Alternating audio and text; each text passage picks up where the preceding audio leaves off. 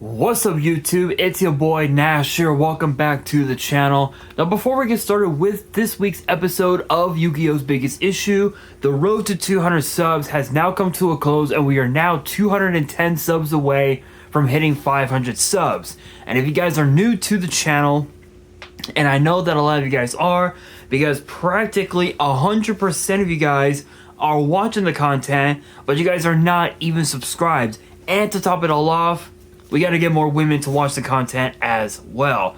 So if you guys are watching the content, you like the content, and you want more of the content, but you guys have not subscribed as of yet, then make sure you guys do indeed subscribe to the channel, turn on the notification bell, smash that thumbs up button on this video, and as always, make sure you guys are following me on all of my social media. All of my ads will be in the description below, as will the info to my fan mail. It will also be in the description as well.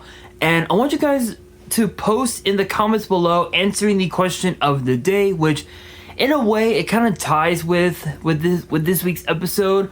But the question of the day is this: what is your all-time favorite rarity in Yu-Gi-Oh? Let me know down in the comments below. And for this week's episode of Yu-Gi-Oh's Biggest Issue, excuse me, there's been a lot of chatter going around as of late with the new release of the Quarter Century Stampede booster set. There's been a lot of chatter that we could potentially see the Starlight Rarity make its way back into the Yu-Gi-Oh TCG. Now it's interesting because right now we're now on the verge of the release of the upcoming OCG set, Quarter Century Stampede. Now I'm not entirely sure if we'll be getting this set in the TCG or if this will be an OCG exclusive, and the new alternate arts or will be in like a future 10 or something like that. But these are all of the alternate arts that we know of so far. So right now with Quarter Century Stampede, we have an alternate art of Zeus, which looks absolutely insanely awesome. We have an alternate art of Diabell Star the Black Witch, which actually looks kind of cool. Looks a lot better than this one. If you look, I think this one looks a lot better than this one in my honest opinion. We also have as well an alternate art of Lady Labyrinth of the Silver Castle, which looks really cool. It kind of looks like something out of Demon Slayer. Especially with the episode where that one chick was about to get slashed by Tanjiro. And then of course we have as well, actually is kind of cute, which is funny, but we have an alternate art of Called by the Grave, which looks, again, it looks super cute. Really cool artwork. There's even also an alternate art of Lightning Storm, which looks amazing. And as far as we know, I think those are all the alternate arts that we're getting. Oh wait, no, wait, hang on a second. There is another one that has just been revealed, that was also announced. There's actually a few. There are several. So some of them we already know about. Some of the alternate arts that we already know about, including Ash Blossom, Ghost Ogre, Ghost Bell, pretty much all the Ghost Sisters. But there's also Effect Veiler. Just to scroll up, there's Nibiru, the Charmers, yeah, Ghost Ogre, the basically the Ghost Sister hand traps we already know about. Phantasme, Unicorn, Appaloosa. Yeah, these are just some of the cards that have been added to the Quarter Century Stampede booster set. But with this set coming out, being one of the last sets that we're gonna get QCRs, there's been a lot of chatter that we could end up seeing Starlight rares make their way back into the Yu-Gi-Oh TCG. Now the question becomes, when can we expect it? Interestingly enough, the first time we had the Starlight Rarity make its way into the TCG was back in 2019, I want to say, in the booster set called Rising Rampage. And that was the set that introduced us to, I believe, Appaloosa, Bo the Goddess, and that still to this day, it is still sitting pretty at, I believe, if I do have this right, excuse me, if I have this right, I believe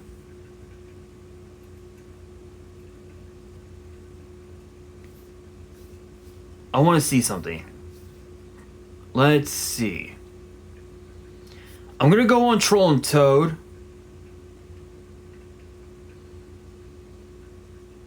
And I want to see what it goes for. Let's see. Where is it?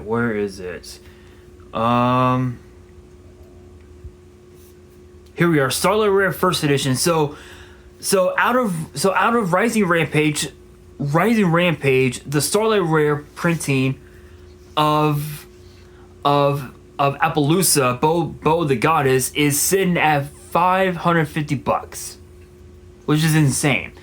Then of course you look at what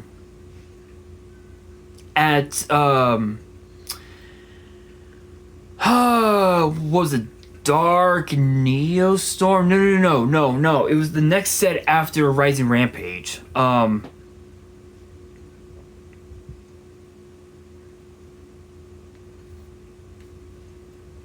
Chaos Impact. First edition of IP Masquerena. Get this, both Appaloosa and IP were sitting at well over $1,000.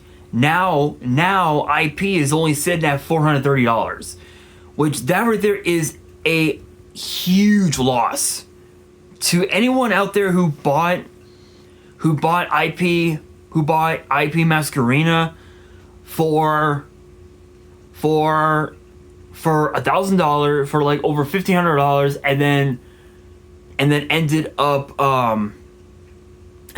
up losing money. I feel bad for you guys because both those cards are absolutely incredible cards.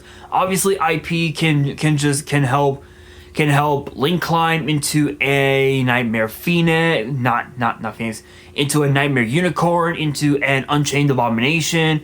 There is a lot of cards that IP can Link climb into, and same thing with Appaloosa. Appaloosa is a fucking Omni Negate, and it's banned, so it makes perfect sense. But over time, the Starlight Rarity kind of became, for a brief moment, it kind of became a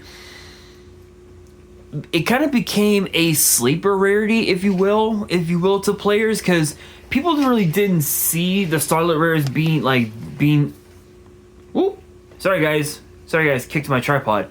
Anyway, the Starlight Rarity didn't really become that big of a hit until we hit COVID, and once the pandemic struck, players and collectors alike all over the world were getting their Starlight Rares graded, and they all came back as like nines and tens, and they were like, and the prices of them were like astronomically crazy. They went up into like the thousands range, into like $5,000, 5-6 grand.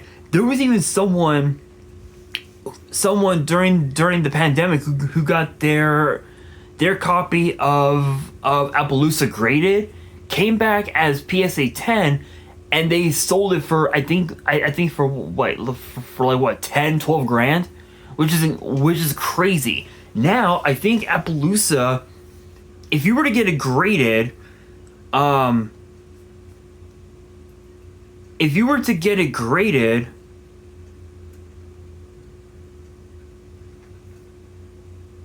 Starlight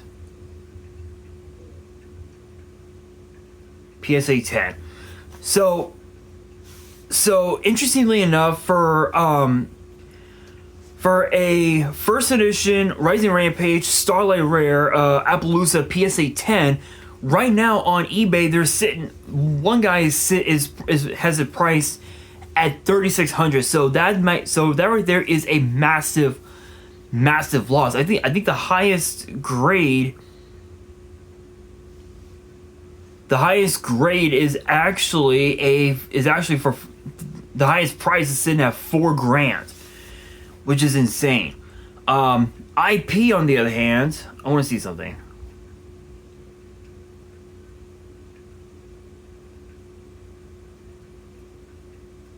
IP. Let's see. For a Starlight Rare IP Masquerena PSA 10 off of Chaos Impact, highest price right now is sitting at $2,200. That right there is a massive L, especially post COVID. That's a massive L, because people were selling their IP Masquerenas at 3 times above market price, just to try and stay just to try and keep them their own selves afloat, which is insane. So Starlight Rares do have the potential to come back, but as far as like when we can expect it, it's hard to say. We haven't had the Starlight Rares printed in at least 2 years, in almost 2 years now, and while it is true that yes the QCRs do look good. In fact, I can show off one of my QCRs. This one is actually from the tins from last year's tins. This is actually a QCR right leg of Exodia. I'm gonna try and pull it out of the penny sleeve here. And yes, I am planning to get my QCRs graded. There's actually a shit ton of cards that I want to get graded, but I don't know really don't know when. But under the right light, you can see the 25th anniversary imprint is on there. But this is a QCR. It actually looks amazing, absolutely incredible. Yes, the QCRs did okay. Some people are under the impression that they're basically knockoffs of the Starlight Rares. Do I really see it that way? Not really. Not really, but at the same time, there are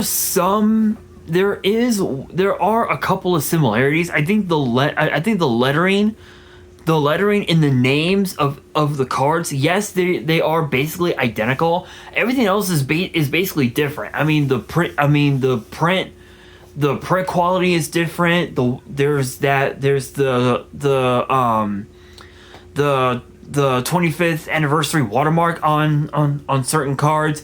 So I would say that it's possible that in my opinion, Starlight Rares are a little bit better. I think just because of the fact that the QCRs, they've only been around for a couple years. Starlight Rares have been around for almost 5 years, but we haven't had a Starlight print in about 2 years. So as far as when we can expect the Starlight Rares to come back, I don't think we'll be expected to see them come back right now. Possibly by the end of 2025, it is very possible, but it just comes down to one question, right? Like which rarity is better, right?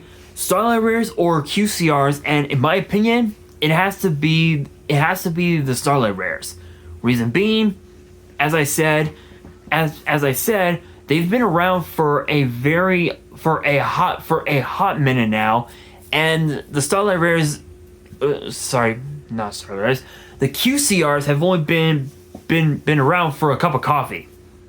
Literally, that's it.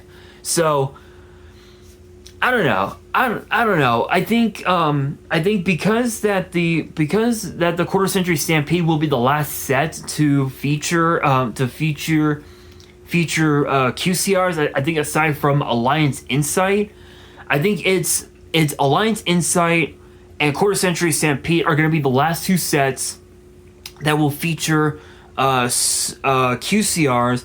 And I think the next core set, which I think is going to be Duelist Advance, that set I believe will be the first set that will feature the return of the Starlight Rare. So we'll probably end up seeing the Starlight Rares between Duelist Advance and potentially the last core set of 2025, which will be probably around November at best.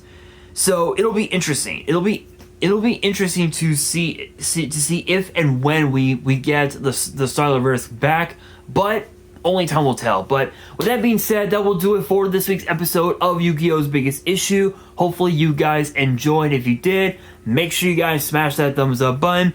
If you guys are new to the channel and you guys want more episodes of WWE's Biggest Issue in the future, then make sure you guys subscribe to the channel, turn on the notification bell, and as always, make sure you guys are following me on all of my social media.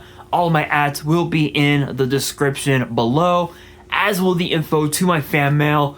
It will also be in the description as well. And on that, this is your boy Nash, signing out.